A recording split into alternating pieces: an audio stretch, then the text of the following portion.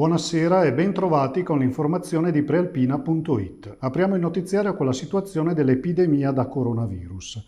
Sulla base dell'esame di 32.953 tamponi, oggi sono 230 i nuovi positivi in Lombardia. L'indice di positività è dunque allo 0,7% e quindi più alto rispetto ai giorni scorsi, quando era arrivato anche allo 0,2%. Un dato preoccupante che conferma la necessità di non abbassare la guardia davanti al virus e alle sue varianti. Positivo però l'andamento delle ospedalizzazioni, dato che nella terapia intensive lombardi oggi ci sono 35 pazienti, 8 meno di ieri, e negli altri reparti 127, 7 in meno. Per quanto riguarda poi le province, Milano guida la classifica dei nuovi casi con 89 contagi, 46 dei quali a Milano città, e Varese è al terzo posto con 21. E sempre a proposito di salute, si è tenuto oggi pomeriggio a Villa Cagnola, a Gazzada Schianno, un convegno organizzato dalla ASST Sette Laghi, intitolato La Nuova Frontiera, e dedicato alle sfide in campo sanitario oltre la crisi provocata dal Covid-19. Sentiamo le ragioni di questo summit, al quale ha partecipato anche il presidente della Regione Lombardia Attilio Fontana, nelle parole del direttore generale della ASST Sette Laghi, Gianni Bonelli. Le immagini sono di Angelo Puricelli dell'agenzia Blitz. Gianni Bonelli, direttore generale della SST Sette Laghi, perché questo convegno sulle nuove frontiere della sanità, le sfide che arriveranno dopo la crisi della pandemia?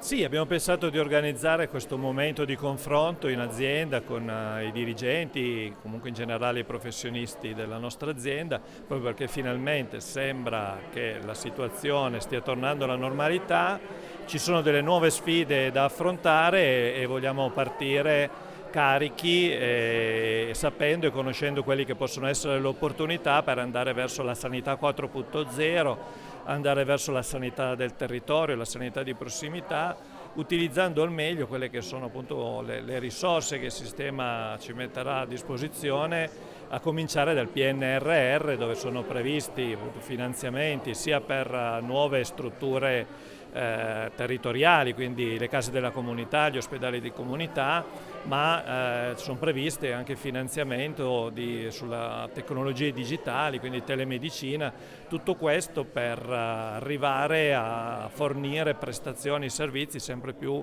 a domicilio del paziente.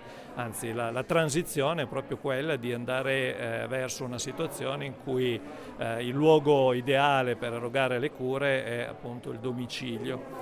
Per fare questo abbiamo bisogno di confrontarci, di sapere quali sono appunto le tecnologie, i modelli organizzativi più evoluti, e questo ci sembrava un buon momento per fare punto della situazione e avviare il nostro rilancio.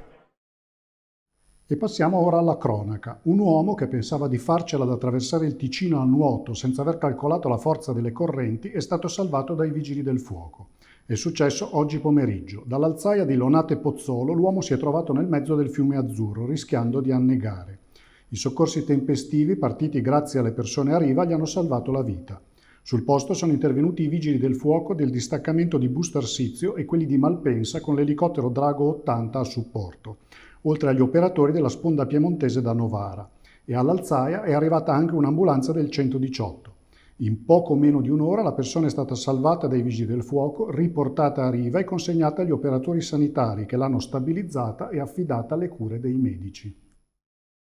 Tutti i nomi dei migliori laureati della LIUC di Castellanza e dei diplomati delle scuole superiori del nostro territorio.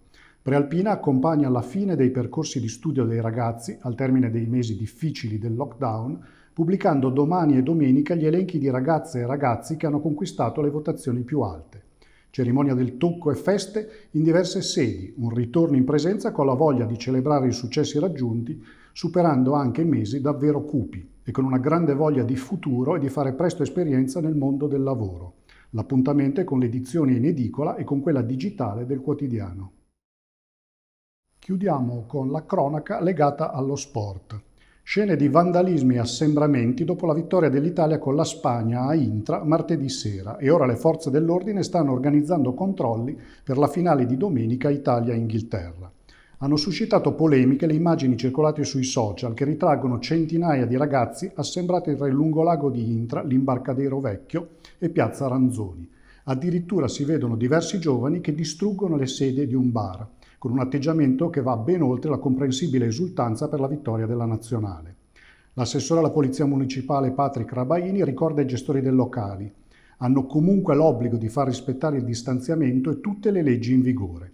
Per domenica è stata anche emanata un'ordinanza che vieta a partire dalle 20 e fino alle 2 di notte la vendita di prodotti in lattine o bottiglie da asporto.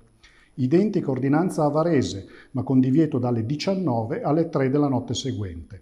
Sempre Palazzo Estense invita i tifosi che non hanno trovato posto a sedere attraverso la prenotazione per i 2 schermi ai giardini estensi e all'ippodromo a non presentarsi all'ingresso. Le persone che non hanno prenotato non potranno accedere.